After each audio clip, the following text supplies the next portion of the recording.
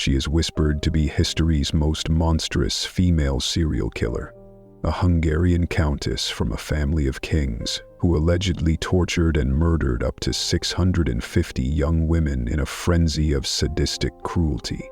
The legend, now cemented in 4 centuries of horror, claims she bathed in their virgin blood, believing it would grant her eternal youth. This is the story of Countess Elizabeth Bathory, the so-called Blood Countess. But how much of this terrifying tale is actually true, and how much is a carefully constructed myth, a political conspiracy designed to destroy one of the most powerful women of her time? The story of Elizabeth Bathory is a labyrinth of grotesque accusations, questionable testimonies, and shadowy political motives. To separate the woman from the monster, we have to journey back to the turn of the 17th century, into a world of war, superstition, and immense unchecked power.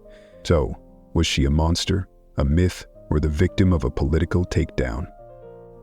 Let's find out. To understand the monster, you first have to understand the woman and the world that made her. Elizabeth Bathory was born in 1560 into one of the most powerful families in the Kingdom of Hungary. The Bathorys weren't just rich, they were titans. Her relatives included kings of Poland and princes of Transylvania. This was a lineage steeped in power, privilege, and a history of brutal strength, famous for defending Hungary against the Ottoman Empire. From birth, Elizabeth was set up for a life of immense status. She was raised in the family estates, where she got an education far better than most women and even many men of her era. She was fluent in multiple languages and known for her sharp intellect. But her childhood wasn't all books and privilege. The world she grew up in was one of constant casual violence. The ongoing wars with the Ottomans meant that executions and torture were public spectacles, just part of the fabric of society. Some accounts even suggest that cruelty was a family trait, something learned in a household where power was absolute. It's also been speculated that as a child, Elizabeth suffered from severe seizures, possibly a form of epilepsy, which some believe could have contributed to erratic or violent behavior later in life, though this is not confirmed. At just 11, she was engaged to Ferenc Nadasdy, the son of another powerful family, in a political match to consolidate wealth. She was a product of her environment, privileged, intelligent, and born into a world where the line between absolute power and absolute cruelty was dangerously thin. In 1575, at 15, Elizabeth Bathory married Ferenc Nadasdy.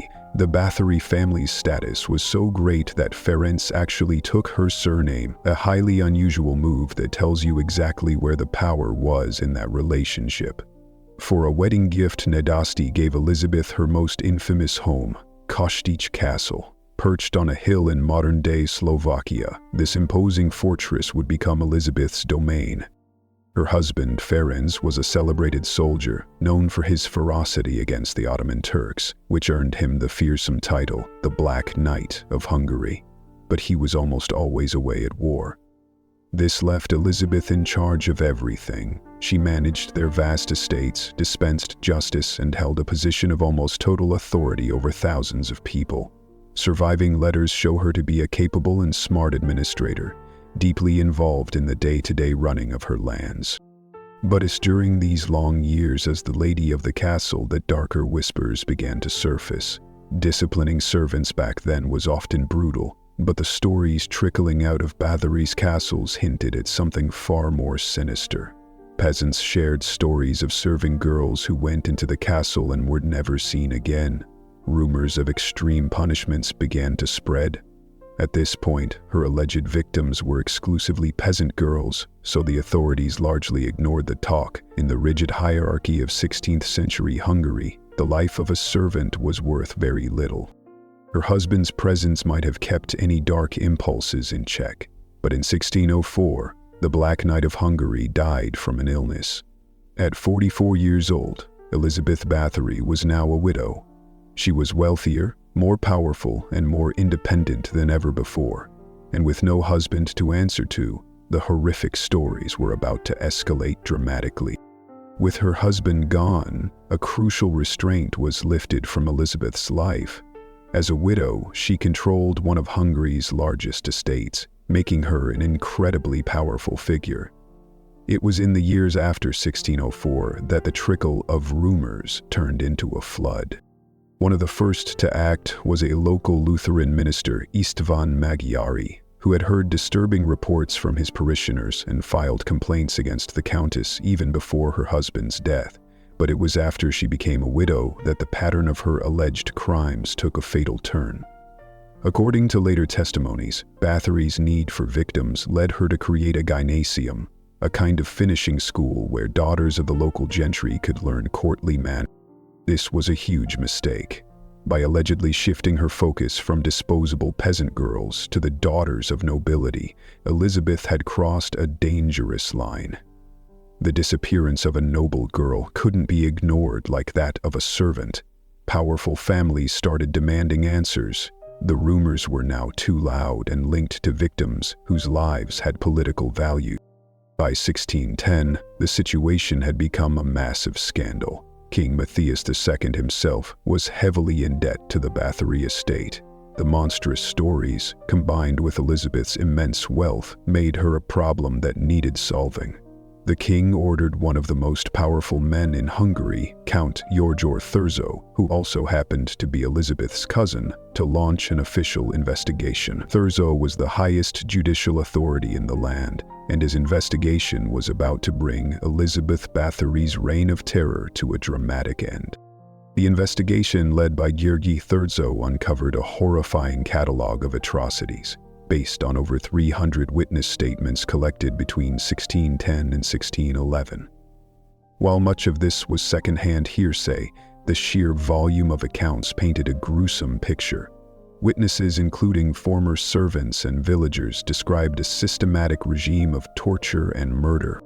According to these testimonies, young women were beaten severely, sometimes for days.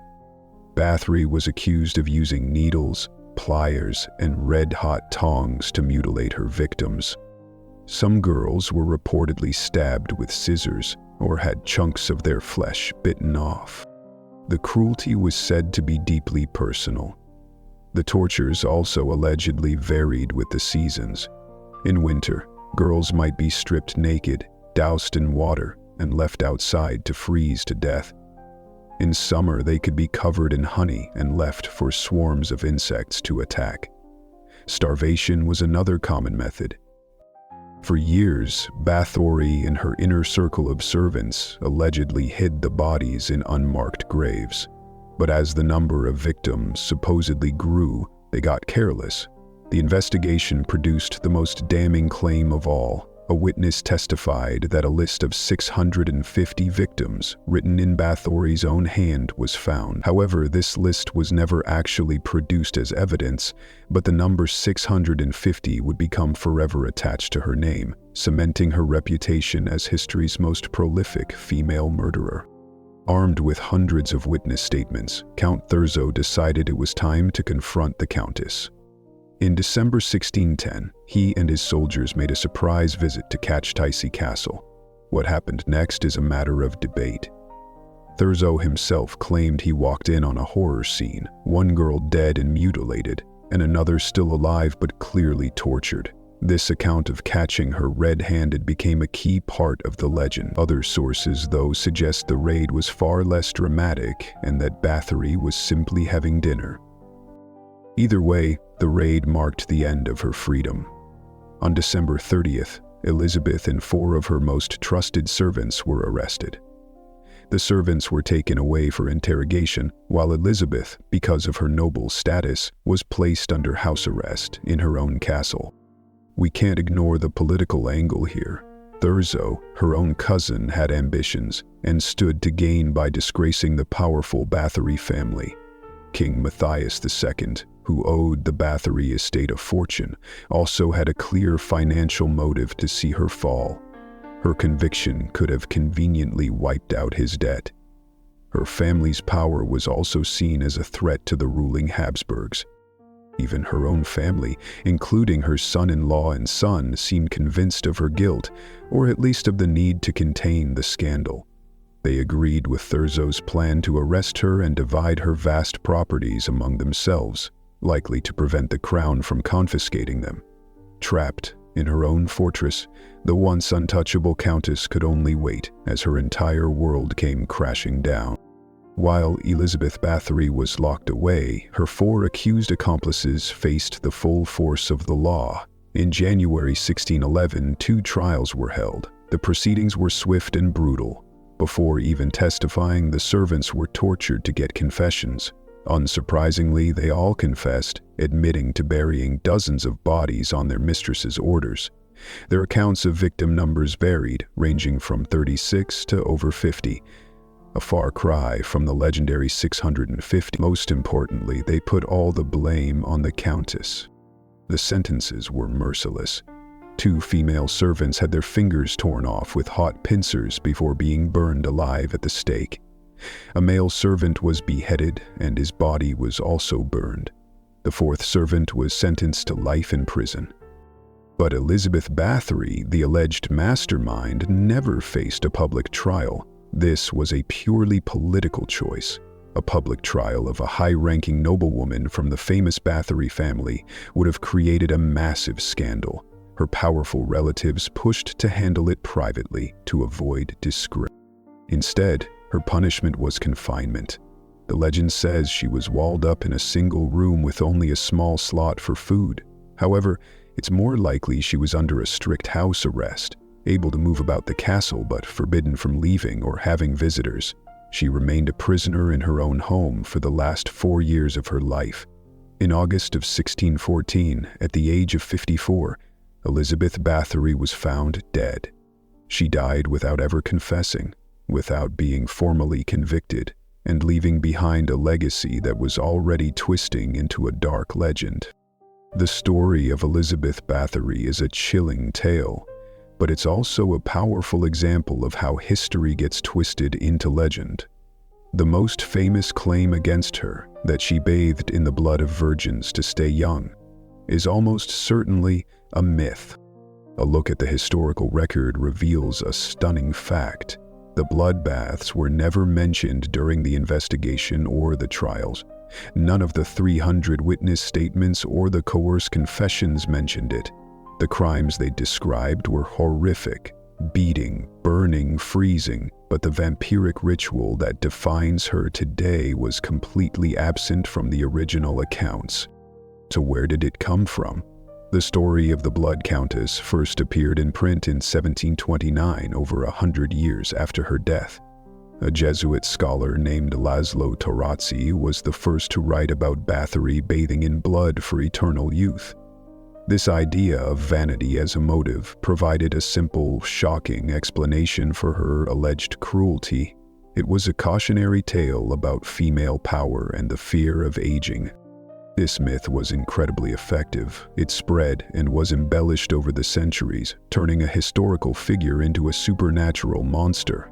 The legend fit perfectly with the vampire scares that swept across Europe in the 18th century, and her story eventually became linked with Vlad the Impaler, cementing her status as Countess Dracula. Today, some researchers argue that Bathory was the victim of a political conspiracy. They point out that her accusers, King Matthias and Count Thurzo, all gained financially and politically from her downfall.